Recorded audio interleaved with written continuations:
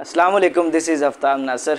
जी dear student, last हमने review exercise 10 जो है कंप्लीट कर चुके हैं हम। अब हम करने जा रहे हैं नेक्स्ट चैप्टर रिव्यू एक्सरसाइज 11। तो रिव्यू एक्सरसाइज 11 जो है, इसको अगर आप समझना चाहते हो तो इससे पहले एक कॉन्सेप्ट है पैरेललोग्राम का, क्योंकि इसके अंदर हर क्वेश्चन में आलमोस्ट जो है ना पैरेललोग्राम, और इससे नेक्स्ट जो क्वेश्चन आएंगे उसके अंदर भी इसकी डिस्कशन होगी। तो सबसे पहले हम पैरेललोग्राम देख लेते हैं कि पैरेललोग्राम क्या चीज़ है जी। तो हमारे पास ये पैरेललोग्राम में एक फिगर होती है, एक पॉलीगॉन होती है, लाइक इसकी शेप कुछ इस तरह की होती है।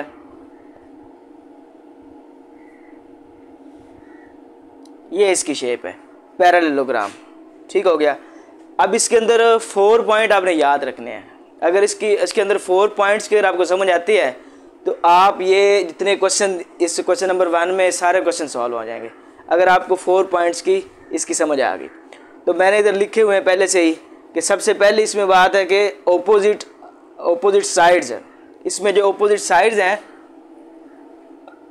जो इसके अंदर होती है ओपोजिट साइड्स, वो पैरेलल होती हैं। ओपोजिट साइड से मुराद, अब ये साइड हमारे पास है तो ये साइड इसके ओपोजिट है तो ये पैरेलल होंगी। अब एक नई बात निकल पड़ी कि पैरेलल क्या होता है। तो पैरेलल उस वक्त होता है कि जब इनकी ये ओपोजिट जो साइड है, ये ओपोजिट साइड की इसकी जो लेंथ है इनके दरमियान सेम रहे। अगर हम यहाँ से लेकर यहाँ तक देखें तो इनकी लेंथ इक्वल होनी चाहिए, यहाँ से लेकर यहाँ तक का जो लेंथ है वो इक्वल होनी चाहिए, सारी इसकी लेंथ है इक्वल होनी चाहिए। तो उस वक्त हम कहेंगे कि ये जो लाइन है ये पैरेलल है। तो जो ओपोजिट लाइन्स हैं ये पैरेलल होती हैं और सेम होती है, ठीक है। इससे नेक्स्ट हमारे पास जो सेकंड पॉइंट इसके अंदर है हमारे पास, वो ये है कि opposite sides are equal in length. तो इसके अंदर जो ओपोजिट साइड है उनकी जो लेंथ है वो भी इक्वल होती है। मतलब अगर हम इसकी बात करें तो ये इसके इक्वल होगी, इसकी बात करें तो ये इसके इक्वल होगी। तो ये साइड इस साइड के ये ओपोजिट है, इसके ये ओपोजिट है, तो इनकी जो लेंथ होगी वो इक्वल होगी। अगर हम ओपोजिट एंगल की बात करें तो वो भी इनके इक्वल होते हैं। कैसे? अब ओपोजिट एंगल कैसे होते हैं? अगर इस एंगल की बात करें, इस एंगल की बात करें, इसकी और इसकी, अगर सपोज करें ये ए है तो ये भी हमारे पास ए ही होगा। अगर सपोज करें ये बी है तो इसका ओपोजिट एंगल बी है, तो ये भी इक्वल होगा, ठीक हो गया। लास्ट पे sum of any 2 angles in equal to 180। आपने याद रखना है कि इसके कोई से दो अगर हम लाइक हम इन ए और बी को ऐड करें तो इनका सम भी 180 होगा। लाइक हम इन ए और बी को ऐड करें तो इनका सम भी, ए की लाइन के अंदर जो 2 वर्टिसेस पे एंगल मिल रहे हैं हमें, उनका जो सम होगा वो 180 होना चाहिए होगा। तो यहाँ से लेकर यहाँ अगर ए और बी को ले लें तो इनका भी 180 होगा। तो ये 4 पॉइंट्स इसके याद रखने हैं। हमारे पास फर्स्ट वन क्या था कि इनकी जो पैरेलल लाइंस हैं वो इक्वल होती हैं, ऑपोजिट साइड वो पैरेलल होती हैं। ऑपोजिट साइड मतलब अब इस लाइन की बात करें तो ये लाइन इसके ऑपोजिट है, तो ये हमारे पास क्या है, पैरेलल है। पैरेलल से मुराद ये है कि इनके दरमियान हर लिहाज से शुरू से लेकर एंड तक इनका जो डिस्टेंस है वो सेम रहेगा। थोड़ा सा भी आगे पीछे हो जाएगा तो वो पैरेलल लाइन नहीं कहलाती। तो ये यहाँ से फर्स्ट पॉइंट से एंड पॉइंट तक इसके इक्वल ही रहेगी, इसमें चेंजिंग नहीं आ सकती। सेकंड था कि opposite sides are equal in length. तो इनकी जो ओपोजिट साइड होंगी उनकी जो लेंथ है वो इक्वल होगी। ओपोजिट साइड मतलब ये साइड इसके ओपोजिट है तो इनकी जो लेंथ होगी, जितनी लेंथ इसकी होगी उतनी लेंथ इसकी होगी, और जितनी लेंथ इसकी होगी ये इसके ओपोजिट है जितनी लेंथ इसकी होगी। ओपोजिट एंगल, इसके जो एंगल होंगे ओपोजिट वो भी एक जैसे होंगे, सेम होंगे, इक्वल होंगे। और इन कोई से 2 एंगल का अगर हम सम करते हैं जो एक तरतीब में आ रहा है, लाइक ये यहाँ से आगे ये आ रहा है, तो इन दोनों को जब हम ऐड करते हैं, इनका सम करते हैं तो वो 180 होगा। ये 4 पॉइंट्स आपने हमेशा याद रखने हैं। तो आए हम क्वेश्चन की तरफ चलते हैं। तो क्वेश्चन नंबर 1 हमारे पास है फिल इन दी ब्लैंक्स। हमने ये खाली जगह पूरी करनी है। कहता है कि इन अ पैरेललोग्राम, किसी पैरेललोग्राम के अंदर की बात कर रहा है कि ओपोजिट साइड। अब ओपोजिट साइड हमारे पास मैंने बताया कि opposite sides are equal in length. Equal भी कह सकते हैं, इनको हम कॉन्ग्रेंट भी कह सकते हैं। तो मैथ की लैंग्वेज में जब ज्योमेट्री में आते थे तो इसको कॉन्ग्रेंट कहा जाता है। अगर इसको इक्वल भी कह लें तो इससे फ़र्क नहीं पड़ता, ठीक हो गया। नेक्स्ट नंबर सेकंड इसका क्वेश्चन है in a parallelogram opposite angles are same, are congruent, are equal, कुछ भी इसमें कह लें इससे फ़र्क नहीं पड़ता, क्योंकि ओपोजिट एंगल अभी हमने देखा है कि जो ओपोजिट एंगल है वो इक्वल होते हैं। सेम भी कह सकते हैं, इक्वल भी कह सकते हैं। ज्योमेट्री में इसको कॉन्ग्रेंट भी कहा जाता है, तो हम इसको कॉन्ग्रेंट भी कह लें तो इससे कोई फ़र्क नहीं पड़ता। ठीक हो गया। अब हम चलते हैं इसके थर्ड जो पॉइंट की तरफ। कहता है डायगोनल्स। जब डायगोनल और डायगोनल्स आता है ना, तो इससे मुराद 2 डायगोनल्स की बात कर रहा है या मोर देन 2 बात कर रहा है। तो जब हम हमारे पास पैरेललोग्राम है तो इसके अंदर सिर्फ 2 डायगोनल्स की बात कर रहा है।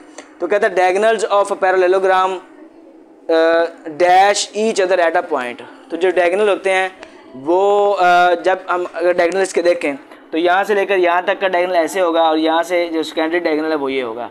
तो इस डायगोनल में ख़ास बात क्या थी कि इन्होंने एक पॉइंट पे एक दूसरे को कट किया है, मीट किया है। इसको आप ज्योमेट्री में अगर देखें तो इंटरसेक्ट किया है। तो वही बात कि diagonals of a parallelogram intersect each other at a point. किसी पॉइंट पे वो एक दूसरे को इंटरसेक्ट कर रहे हैं। ठीक हो गया। नेक्स्ट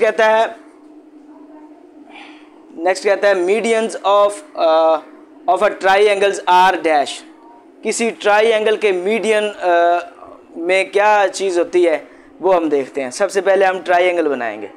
तो हमारे पास एक ट्राइंगल हम बनाना चाहते हैं। तो यहाँ तक हो गया।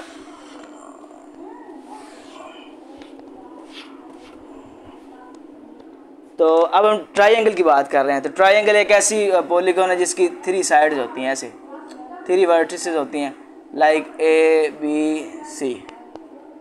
अब किसी ट्राइंगल के अंदर मीडियन की बात करता है। तो मीडियन क्या होता है कि किसी भी वर्टेक्स से निकलने वाली जो लाइन सामने वाली जो साइड है, जो लेंथ है, उसको दरमियान से काटती है। तो हमारे पास एक वर्टेक्स ये है, एक ये एंगल जो है इसका ये है। तो यहाँ से अगर निकालें तो इधर आएगी, और यहाँ से अगर निकालें तो इधर, और यहाँ से जब निकालेंगे तो इधर आती है। ये एक पॉइंट पे कॉन्करेंट हो रही है ना, कंकरेंट कर रही है। एक पॉइंट के ऊपर वो काट रही है एक दूसरे को। ये मीडियन की जब भी आप बात करेंगे तो वो हर ट्राइंगल जो हमारे पास होती है उसके जो मीडियन से निकलने मीडियन अगर फाइंड करना है तो वो कंकरेंट होगी। कैसे कंकरेंट होगी कि जब हम सी से एक लाइन निकालेंगे तो वो सामने वाली AB जो लाइन है उसको मिड से जो उसका मिड है वहाँ तक उसको मिड से मीट करेगी। तो अगर हम A से निकालें, इसके एंगल से अगर एक लाइन निकालते हैं तो सामने वाले BC के जो मिड में से जाकर उसको मीट कर लेगी। तो ये एक ही पॉइंट पर कर रही है, तो इसको हम क्या कहते हैं, कंकरेंट।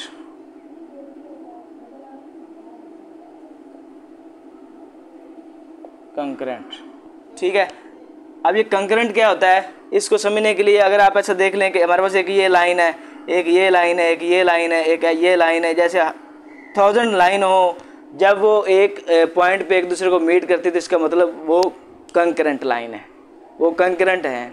जब 1000 ऑफ लाइन हमारे पास मौजूद हैं और वो एक ही पॉइंट के ऊपर पास कर रही हैं, एक ही पॉइंट के ऊपर वो सारी पास एक दूसरे को कर रही हैं, तो इसका मतलब वो कंकरेंट है। तो इस वजह से ये इन्होंने 3 लाइन जो है एक ही पॉइंट पे इन्होंने एक दूसरे को मीट किया है, पास किया है, तो इनको कंकरेंट कह देते हैं।